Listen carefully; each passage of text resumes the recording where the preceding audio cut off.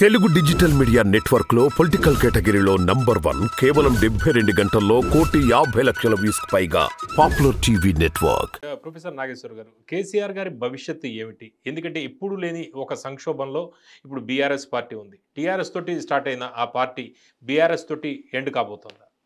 నా అనుమానం బీఆర్ఎస్గా ఉండకపోవచ్చు. టెక్నికల్గా కనుక అవకాశం ఉంటే మళ్ళీ టీఆర్ఎస్గా మారుతారు. ఒకవేళ పేరు మార్పు జరిగినా జరగకపోయినా ఆచరణలో అది టీఆర్ఎస్గానే ఉంటుంది. ఇప్పుడు ఈ లోక్సభ ఎన్నికల్లో కూడా ఎక్కడ మహారాష్ట్రలో పోటీ చేస్తామని, కర్ణాటకలో పోటీ ఎక్కడ ఒక కదలిక లేదు చూడండి. ఈవెన్ ఆ శాఖలు ఉన్నాయా లేవో కూడా తెలియదు. ఆంధ్రప్రదేశ్లో పోటీ చేస్తామని, తెలంగాణలోనే అభ్యర్థులు దొరకడం కష్టమవుతుంటే పోటీ చేయమంటే ఎవరు చేయక, సో గెలిచే అవకాశాలు కనబడకపోతే ఇతర రాష్ట్రాలకు ఎందుకు ఎక్స్పెండ్ అవుతారు? అందువల్ల ఈ పార్లమెంట్ ఎన్నికల తర్వాత కేసీఆర్ ఏకైక ఎలక్షన్ 2028కి తిరిగి బీఆర్ఎస్ను అధికారంలోకి తేవడం. ఈలోగా కాంగ్రెస్ ప్రభుత్వం ఏమైనా అస్థిరపడితే సందట్లో సడేమియ్యేలాగా లాభపడడం, ఇది టార్గెట్గా ఉంటుంది తప్ప ఇప్పుడు వెళ్ళేదో తెలంగాణ రాష్ట్రం వదిలి దేశమంతా ఏదో చేయాలని ఆలోచిస్తారని అనుకోను. తర్వాత బహుశా పార్లమెంట్ ఎన్నికల తర్వాత బీజేపీ కనుక యాక్సెప్ట్ చేస్తే మరి బీజేపీకి సన్నిహితంగా మారే అవకాశం కూడా ఉంటుంది. ఈవెన్ ఎన్డీఏలో బీఆర్ఎస్ చేరినా భవిష్యత్తులో ఆశ్చర్యం ఏమీ లేదు. ఇప్పుడు టీడీపీ ఏం జరిగింది, 2018లో విడగొట్టుకొని నానాడావుడు చేసింది. 2024 వచ్చే వరకు ఎన్డీఏలో లేదా? అందువల్ల there is every possibility BRS కూడా ఎన్డీఏలోకి చేరడానికి అవకాశం కూడా ఉంటుంది. అంటే బీజేపీ సంధిస్తుంది అంటారా? అంటే బీజేపీ అవకాశం ఇస్తే, బీజేపీకి ఏమో ఇప్పుడు బీఆర్ఎస్ని దెబ్బతీసి తాము బలపడితే బెటర్ అనే ఆలోచనలో బీజేపీ ఉంది. ఆంధ్రప్రదేశ్లో కూడా అలాగే ఉంది. తెలుగుదేశం బలహీన పడితే ఆ ప్లేస్ ఆక్రమించాలని బీజేపీ ఆలోచించింది. కానీ ఓ దశ వచ్చినాక తెలుగుదేశం బలహీన పడేటట్టు లేదని గుర్తించిన తర్వాత బీజేపీ ఆటోమేటిక్గా తన బలాన్ని పెంచుకునే ప్రయత్నం మానేసి టీడీపీతో కలిసింది. తెలంగాణలో కూడా బీఆర్ఎస్తో బలహీనపరిచి తన బలాన్ని పెంచుకోవాలని చూస్తుంది. ఆ ఆపరేషనే సక్సెస్ అయితే అప్పుడు బీఆర్ఎస్ని ఇంకా దెబ్బతీస్తుంది. లేనప్పుడు బీఆర్ఎస్ కలుపుకుంటుంది. బీఆర్ఎస్ కూడా తన మనుగడ నిలుపుకోవాలంటే అనివార్యంగా బీజేపీతో కలవాల్సిన పరిస్థితి నెట్టివేయబడవచ్చు. అందువల్ల డెఫినెట్గా పార్లమెంట్ ఎన్నికల తర్వాత తెలంగాణలో రాజకీయ పునరీకీకరణ జరగవచ్చు, పార్టీల మధ్య లేదంటే నాయకుల మధ్యనే జరుగుతుంది. అంటే ఎన్డీఏ అవకాశం ఇవ్వకపోతే కేసీఆర్ గారికి యూపీఏలో బీఆర్ఎస్ చేరే అవకాశం ఏదైనా కనిపిస్తుందా? యూపీఏలో జరిగిన స్కోప్ లేదు. ఎందుకంటే ఇక్కడ కాంగ్రెస్ పార్టీ ప్రధాన ప్రత్యర్థిగా ఉన్నప్పుడు ఇండియా కూటమిలోనో యూపీఏలోనో బీఆర్ఎస్ చేరుతుంది అనుకోను. రెండు రకాల సమస్యలు. ఒకటి, తన ప్రధాన ప్రత్యర్థితో కలిసి ఎలా పనిచేస్తారు. సో ఆ అవకాశం లేదు. అది ఎప్పుడు జరుగుతుందంటే బీజేపీ చాలా బలంగా ఉన్నప్పుడు, అప్పుడు జరిగే పర్ముటేషన్ కాంబినేషన్. అంటే 3 పార్టీలు ఉంటాయి. ఈ 3 పార్టీలు ఏ 2 పార్టీలైనా కలవచ్చు. కాంగ్రెస్ బీజేపీ కలవదు కనుక కాంగ్రెస్ బీఆర్ఎస్ అన్నా బీజేపీ బీఆర్ఎస్ అన్నా కలవచ్చు. కలవని అంటే ఇప్పుడు బిజు జనతాదళ్ బీజేపీ కలవలేదు ఒరిస్సాలో. కానీ అప్పుడు రాజకీయ భూమికను బట్టి, రాజకీయ బలాబలాలను బట్టి ఆధారపడి ఉంటుంది. సో ఇప్పటికిప్పుడు మనం ఖచ్చితంగా ఈతో కలుస్తారని చెప్పలేం. కానీ ఇండియా కూటమి కలవడం స్కోప్ తక్కువ, అన్లెస్ బీఆర్ఎస్ థర్డ్ ప్లేయర్గా పూర్తిగా మార్జినలైజ్ అయితే తప్ప. అంటే నాగేశ్వర్ గారు, ఇక్కడ రాష్ట్రంలో చూస్తే మనం మేడిగడ్డ ప్రాజెక్టు లాంటివి వీటి మీద విచారణ జరుగుతుంది. కేసులు కేసీఆర్ గారి ఫ్యామిలీకి చుట్టుకునే అవకాశం కనిపిస్తుంది. మరోవైపు ఢిల్లీ లిక్కర్ స్కామ్లో కవిత గారు చిక్కుకున్నారు, జైల్లో ఉన్నారు. అయితే ఇటువంటి పరిస్థితుల్లో కేసీఆర్ గారిని బీఆర్ఎస్ని సేవ్ చేసేది ఎవరు? ప్రజలే సేవ్ చేయాలి. అందుకే ప్రజలు నమ్ముకుంటే తప్ప తాము ఎక్కడ కోల్పోయామో అర్థం చేసుకోవాలి. ఏ కారణాల రీత్యా ప్రజలకు దూరం అయ్యామో అర్థం చేసుకోవాలి. తమ బలాలేంటి, బలహీనతలు ఏంటి గుర్తించగలగాలి. సో ఆ రకంగా గుర్తించి పొరపాట్లను అధిగమించి పార్టీని యొక్క కొత్త ఉరవల్లో రప్పిస్తే తప్ప లాభం లేదు. ప్రజల పక్షాన్ని నిలబడి పోరాడడం, ప్రజల కొరకు. సమస్య ఏంటంటే జరిగిన డ్యామేజ్ జరిగిపోయింది, దాన్ని ఏం చేయలేము. సో ధర్నాలతో, ఉద్యమాలతో అధికారంలోకి వచ్చిన పార్టీ ధర్నాలు చేయొద్దంటూ ధర్నా చౌక్ రద్దు చేసింది. అసలు ఎవరిని పోరాడకూడదని తెలియదు. ఇప్పుడు మళ్ళీ ఎలా పోరాడతారు? ఇష్టం వచ్చినట్టుగా ప్రతిపక్ష ఎమ్మెల్యేలు లాక్కొని ప్రతిపక్షం నిర్వీర్యం చేశారు. ఇప్పుడు తమ పార్టీ ఎమ్మెల్యేలు పోతుంటే ఏమని చెప్తారు? మా ఎమ్మెల్యేలు పోతున్నారు, దానికి ఆన్సర్ ఏం చెప్తారు? సో అందువల్ల ఇలాంటి క్వశ్చన్స్ ఉంటాయి. కానీ over a period of time ప్రతిపక్ష పార్టీగా ఎఫెక్టివ్గా పనిచేయడం, ప్రజల పక్షాన్ని నిలబడి పోరాడడం, రాజకీయ అవకాశాలు వద్దన్న వస్తాయి.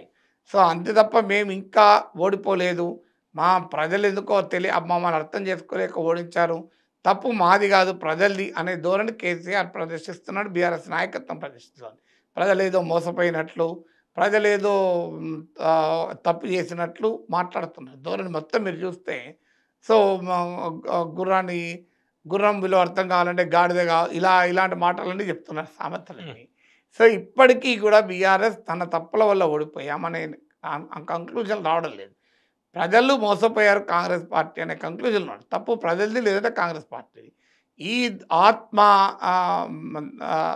తమకు తాముగా సెల్ఫ్ ఎడ్యులేషన్ అంటారు. తమకు తాము సమర్థించుకునే ధోరణి నుంచి బయటపడి సో రియాలిటీని అర్థం చేసుకొని ఏ తప్పులు చేయడం వల్ల బీఆర్ఎస్ దెబ్బతిన్నది, ఏ తప్పులు చేయడం వల్ల అంది వచ్చిన అవకాశాలు వదులుకుంది అనేది కనుక గుర్తించగలిగితే రివైవ్ అయ్యే అవకాశం ఎప్పుడైనా ఉంటుంది. ప్రొఫెసర్ నాగేశ్వర్ గారు, ఢిల్లీ లిక్కర్ స్కామ్లో జైల్లో ఉన్న సీఎం కేజ్రీవాల్ గారు, ఢిల్లీ సీఎం కేజ్రీవాల్ గారు జైల్లో ఉండి సీఎంగా కొనసాగే అవకాశం ఉందా? ఎందుకంటే గతంలో శిక్ష పడిన బీహార్ సీఎం లల్లూ ప్రసాద్ యాదవ్ రాజీనామా చేశారు, వాళ్ళ వైఫ్ని సీఎం చేసిన పరిస్థితి. ఇక్కడ ఇంకా శిక్ష పడలేదు, ఆయన సీఎంగా కొనసాగే అవకాశం ఉందా? రాజ్యాంగం ఏం చెప్తారు? రాజ్యాంగ రీత్యా శిక్ష పడితేనే డిస్క్వాలిఫై అవుతారు. అది కూడా 2 ఏళ్ల శిక్ష పడాలి. సో 2 ఏళ్ల శిక్ష పడితేనే సభ్యుడిగా అనర్హత పడతాడు. అందువల్ల ఇది శిక్ష కూడా పడలేదు ఇప్పుడు. అందువల్ల ఈ రాజ్యాంగ రీత్యా ఎలాంటి అడ్డంకి లేదు. సో అడ్మినిస్ట్రేటివ్గా లాజిస్టిక్గా ఎలా ఉంటుంది, కేంద్ర ప్రభుత్వం ఎలా సహకరిస్తుందా లేదా, కేంద్ర ప్రభుత్వం అంగీకరిస్తుందా లేదా అని ఈ ప్రాబ్లమ్స్ ఉన్నాయి తప్ప కాన్స్టిట్యూషనల్గా I think there is no bar. అంటే మామూలుగా ఎలా ఉంటుంది ఒకవేళ అనుమతి ఇస్తే, అంటే కేంద్రం అనుమతిస్తే? కేంద్రం అనుమతించకపోవడం సంబంధం లేదు. కేంద్రం అనుమతి కూడా అవసరం లేదు. అంటే డే టు డే యాక్టివిటీస్ ఉంటాయి కదా సీఎంకి, జైల్లో day to day activities logistics కష్టమవుతుంది. అదొక్కటే ఫైల్ మూవ్మెంట్ కావచ్చు, అధికారుల సమీక్షలు, క్యాబినెట్ మీటింగ్లు ఉండొచ్చు. దానికి ఇంకో మార్గం ఏంటంటే ముఖ్యమంత్రి కార్యాలయాన్ని జైలుగా కనుక ప్రకటిస్తే లాగా చేయొచ్చు. అసలు ఎనీ భవనాన్ని కూడా తాత్కాలిక జైలుగా డిక్లేర్ చేయొచ్చు. ఈవెన్ ముఖ్యమంత్రి కార్యాలయాన్ని కూడా జైలుగా ప్రకటించవచ్చు. సో అందువల్ల ఏ ఒక్క భవనాన్నైనా తాత్కాలికంగా ఒక బిల్డింగ్ను ప్రిజన్గా డిక్లేర్ చేయొచ్చు, టెంపరీ ప్రిజన్గా డిక్లేర్ చేసినప్పుడు అందులో ఉంటూ కార్యకలాపాలు జరపచ్చు. ఇది ఎవరు అనుమతి? కోర్టు అయినా ఇవ్వచ్చు, కోర్టు ఇవ్వాల్సి, కోర్టు అంగీకరించాలి. ఐ థింక్ లెఫ్టినెంట్ గవర్నర్ కూడా ఒప్పుకోవాలి ఢిల్లీకి ఉన్న సమస్యల రీత్యా. సో బట్ నార్మల్గా అయితే కోర్టే. ఇప్పుడు మనకు తెలుగుదేశం పార్టీ కూడా కోర్టుని అడిగింది కదా, ఆయన ఇంటిని జైలుగా ప్రకటించి ఇంట్లో ఉంచండి అని. సో అందువల్ల అలాంటి ఏమైనా ప్రత్యేక పరిస్థితులు ఉన్నాయి. ఆయన ముఖ్యమంత్రిగా రాజీనామా చేయడం లేదు, సస్పెండ్ ఏ ప్రాతిపదిక చేయలేరు, ఆయన మరి ముఖ్యమంత్రిగా పనిచేయాలి అంటే అనివార్యం అవుతుంది కదా. సో అలాంటప్పుడు జైలున్నా అవకాశం కల్పించాలి, లేదా బయట అవకాశం ఉన్న ప్లేస్లన్నా జైలుగా ప్రకటించాలి. అంటే నాగేశ్వర్ గారు, ఇప్పుడు జాతీయ స్థాయిలో బీజేపీకి 370 లేకపోతే 400 దాకా వస్తాయని వాళ్ళు ఊహించుకుంటున్న పరిస్థితి. ఆ స్థాయిలో వస్తే బీజేపీకి కేంద్రంలో, రాష్ట్రంలో తెలంగాణలో కాంగ్రెస్కి తక్కువ స్థానాలు వస్తే 10 కన్నా లోపు రేవంత్ రెడ్డి సర్కారు ఉంటుందా, కూలిపోతుందా? ఉంటుందా కూలిపోతుందా అని ఊహాగానాలు చేయలేం, కానీ అస్థిరపరచడానికి ప్రయత్నాలు అయితే జరుగుతాయి. ఎందుకంటే భారతీయ జనతా పార్టీ కర్ణాటకలో చేసింది, మధ్యప్రదేశ్లో చేసింది, రాజస్థాన్లో చేసింది, అరుణాచల్ ప్రదేశ్లో చేసింది, ఉత్తరాఖండ్లో చేసింది. ఇక్కడ చేయదన్న గ్యారంటీ ఉంది. అయితే అక్కడికి ఇక్కడికో మౌలికమైన తేడా ఉంది. అక్కడ బీజేపీ ద నెంబర్ 1 పార్టీ, మహారాష్ట్రలో చేసింది, అక్కడ బీజేపీకి బలం ఉంది. బీజేపీ బలం ఉంది కనుక కాంగ్రెస్ పార్టీ ప్రభుత్వాన్ని అస్థిరపరిస్తే ఆల్టర్నేట్గా బీజేపీ ప్రభుత్వాలు వచ్చాయి. మీకు అది కర్ణాటకలో కానీ మధ్యప్రదేశ్లో కానీ వచ్చాయి, మీకు మహారాష్ట్రలో వచ్చింది, ఉత్తరాఖండ్లో వచ్చింది, మీకు అరుణాచల్ ప్రదేశ్లో కూడా బీజేపీ ప్రభుత్వం అయిపోయింది. కానీ ఇక్కడికి వచ్చేవరకు మీకు ఆ డిఫరెన్స్ లేదు. ఇక్కడ బీజేపీకి 8 సీట్లే ఉన్నాయి. సో ఫండమెంటల్గా ఉన్న రాజస్థాన్ లాంటి స్టేట్లో కూడా బీజేపీ సక్సెస్ కాలే, కాంగ్రెస్ ప్రభుత్వం 5 ఏళ్ళు ఉంది. అందువల్ల అక్కడికి ఇక్కడికి మౌలికమైన తేడా ఉంది. 8 సీట్లున్న పార్టీ 64 సీట్లున్న పార్టీని పడేసి ఎలా ప్రభుత్వాన్ని ఏర్పాటు చేస్తుంది అంటే కంపల్సరీగా బీఆర్ఎస్తో కలుపుకోవాలి. బీఆర్ఎస్తో కలుపుకొని కాంగ్రెస్ ప్రభుత్వాన్ని పడగొడితే లాంగ్ టర్మ్లో బీజేపీ పెరుగుదల దోహదం చేస్తుంది అనేది కూడా ఆలోచిస్తారు. దానికన్నా బీఆర్ఎస్ని ఇంకా బలహీన పరిస్థితి రేపు 2028కైనా అధికారం వస్తుంది కదా. అందువల్ల ఇప్పుడు బీజేపీ ప్రియారిటీ కాంగ్రెస్ ప్రభుత్వాన్ని రేపు పొద్దున్న దించడం కన్నా కూడా కాంగ్రెస్ ప్రభుత్వం ఒక ఫెయిల్యూర్గా చూపెట్టగలగాలి.